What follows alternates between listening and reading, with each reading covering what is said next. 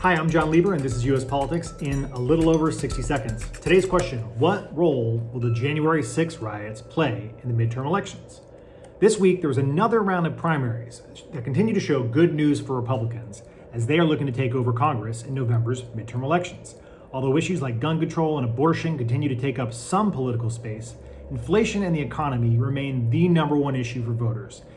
And the data here is not good for President Biden. Inflation remains high at around 8%, and the Federal Reserve has indicated that it's willing to raise interest rates until it has inflation under control, which could result in economic slowdown sometime later this year or early next year.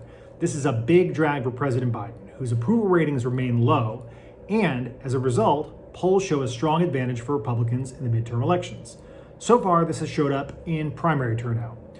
Turnout among Republicans in primaries is up around 1/3 relative to the last midterm election, while it is roughly flat for Democrats. This may not be as bad as it sounds, since the last midterms were a wave election for Democrats, so sustaining the high level of engagement they had in 2018 is not necessarily a bad thing given the headwinds that they face this year.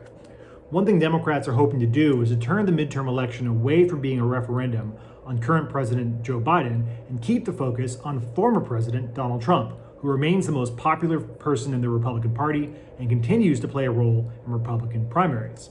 The primaries so far have really been a mixed bag for him.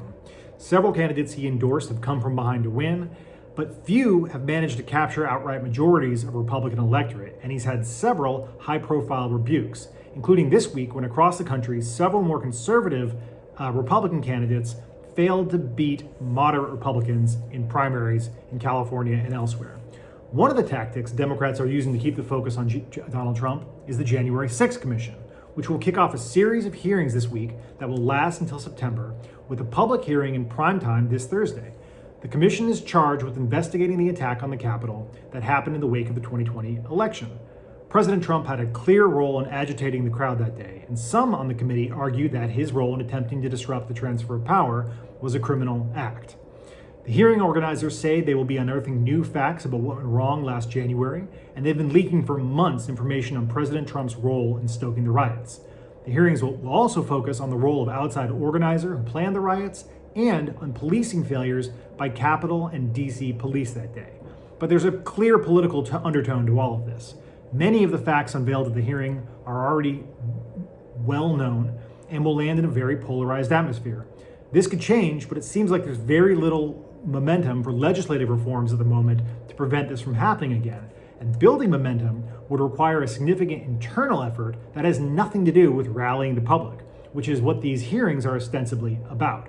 And by stretching them out over several months, Democrats hope that they will be able to sustain media attention on something other than inflation. Thanks for watching. This has been U.S. Politics in a little over 60 seconds.